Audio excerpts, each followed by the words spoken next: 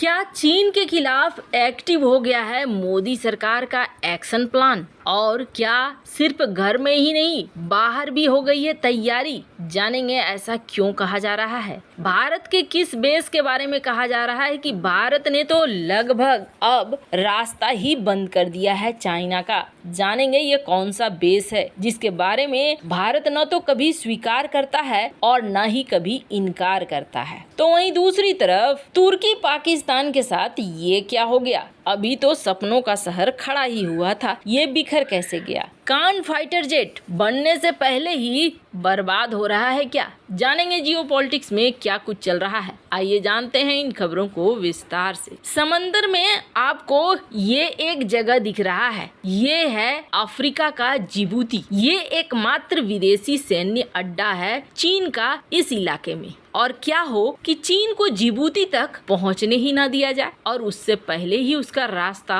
रोक लिया जाए। क्या ऐसा कुछ हो सकता है? तो आपको बता दें, कुछ ऐसी ही बातें विशेषज्ञ कह रहे हैं। पहली बात मैं साफ कर दूं कि इसमें बताई गई जो भी जानकारी है वो पहले से मीडिया में आ चुकी है। मैं कोई अलग से गुप्त जानकारी नहीं दे रही हूँ और न ही कोई ऐसी सेंसिटिव इंफॉर्मेशन। अब जो विदेशी एक्सपर्ट हैं उनका ये मानना है कि यहाँ पर एक जगह जो मॉरिशस कहलाता है, मॉरिशस के पास एक द्वीप है और सैटेलाइट तस्वीरों से पता चल रहा है कि इस द्वीप में करीब 3 किलोमीटर से लंबी हवाई पट्टी का काम पूरा हो चुका है। और न सिर्फ इतना हुआ है बल्कि इस पे बड़े रनवे बनाए गए हैं, इतने बड़े रनवे कि भारी भरकम हवाई जहाज को आसानी से उतारा और उड़ाया जा सकता है। इसके अलावे रनवे के आसपास के इलाकों में कई बुनियादी ढांचों का भी निर्माण किया गया है, जिसमें एक बड़ा हैंगर है,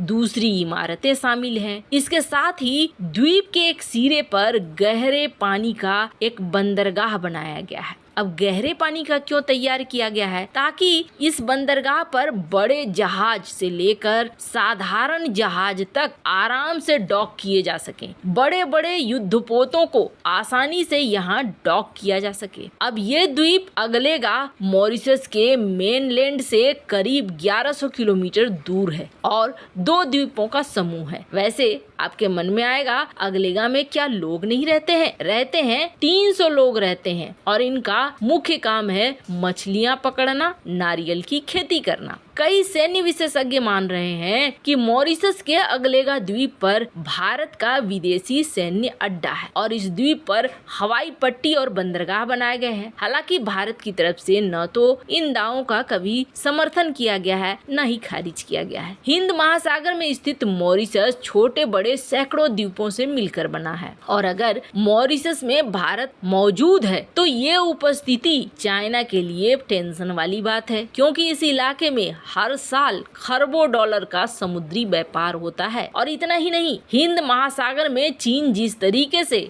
बीच बीच में फुदक कर आ रहा है, उसे देखते हुए मॉरिशस वो भूमिका निभा सकता है जो भूमिका कोई और नहीं निभा सकता है, क्योंकि इसी देश के पास है रेयूनियो द्वीप जिस पर फ्रांस का कब्जा है और फ्रांस ने इस द्वीप पर बहुत बड़ा मिलिट्री बेस बनाया हुआ है। इसके दूसरी तरफ है डिएगो गार्सिया, जहां अमेरिकी और ब्रिटिश मिलिट्री बेस है। 2 बेस के बीच में भारत का ये बेस एक ओपन सोर्स इंटेलिजेंस ने सैटेलाइट तस्वीरों को जारी किया है। ये जो आप देख रहे हैं मॉरिशस के अगलेगा द्वीप का है और इन तस्वीरों के अनुसार जो अड्डा है ये पूरा हो चुका है। इसमें एक गहरे समुद्र का बंदरगाह भी है जिसके बारे में हमने बताया। तो वहीं 3 किलोमीटर का लंबा रनवे है, लड़ाकू विमान, पीएटाई ये आसानी से यहाँ उतारे जा सकते हैं। अब अगलेगा द्वीप से भारत को फायदा क्या होगा? अगर मान ले कि यहाँ पर भारत का बेस है तो सबसे पहली बात हिंद महासागर में मौजूदगी और मजबूत हो गई और दूसरी बड़ी बात कि ये हिंद महासागर के महत्वपूर्ण समुद्री व्यापारिक मार्ग पर है। इस इलाके में हर साल बड़ी मात्रा में व्यापार होता है। इसके अलावा अगलेगा द्वीप से भारत के दक्षिणी इलाकों को आसानी से निगरानी किया जा सकता है। चीन का एकमात्र विदेशी सैन्य अड्डा अफ्रीका की जिबूती में है और यहीं पर खेल ये है कि अगर चीन को जिबूती जाना है तो अगलेगा से होते हुए जाना होगा और अगर जंग के हालात बनते हैं तो फिर भारत यहाँ पर रास्ता रोकता है और समुद्री मार्ग को पलक झपकते बंद कर सकता है। इसके अलावे दुश्मन के हर हरकत पर नजर रख सकता है। खैर, अगर ऐसा कोई बेस है तो ये भारत के लिए बेहद अच्छी खबर है, पर ये माना जा रहा है चीन के खिलाफ ऐसा लगता है जैसे भारत हर मोर्चे पर अपने आप को तैयार रख रहा है चाइना के लिए और इसीलिए भारत अब कड़े मुद्रा में बात भी कर रहा है चाइना से। खैर, जहां एक तरफ ये सब कुछ हो रहा है वहीं दूसरी तरफ ये क्या हो गया, पाकिस्तान और तुर्की इनके बड़े बड़े प्लान थे और इस बड़े प्लान में अजरबैजान भी शामिल था।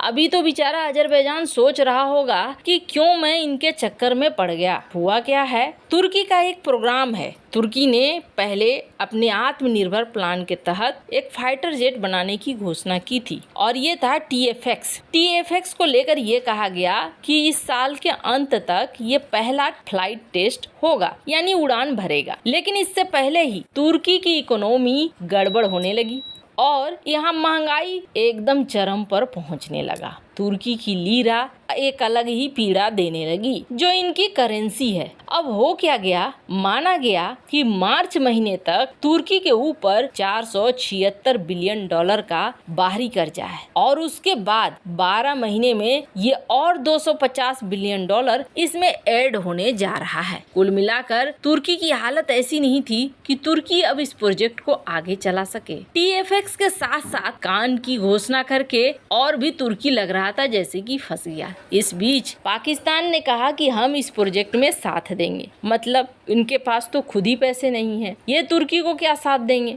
फिर एक देश निकल कर आता है अजरबैजान, हम आपका साथ देंगे। चलो ये बात माना कि अजरबैजान के पास थोड़ा बहुत दम है, लेकिन इतना दम नहीं है कि अजरबैजान पाकिस्तान और तुर्की दोनों को संभाल सके। एक तरीके से ऐसा हो जाएगा जैसे ज्यादा पैसा अजरबैजान को ही लगाना पड़ेगा। अब ये हो हल्ला क्यों मचाया तुर्की ने, जब ऐसी बात थी? तुर्की ने ये हो हल्ला इसलिए मचाया कि कुछ यूरोपीय देशों का साथ मिल जाए, पर कहा जा रहा है कि तुर्की के इस प्रोजेक्ट पर कोई भी ध्यान नहीं दे रहा है। दोनों में से किसी की हालत ऐसी नहीं है कि ये प्रोजेक्ट और आगे बढ़ सके। स्क्रीन पर आप देख सकते हैं आर्टिकल, तुर्की की खस्ता हालत की वजह से उसका कई सारा प्रोजेक्ट और कान भी ठंडे बस्ते में जा रहा है। खैर, इन सब मामले में आपकी क्या राय है, कमेंट कर जरूर बताएं। जल्द मिलते हैं अगली वीडियो में नई खबर के साथ।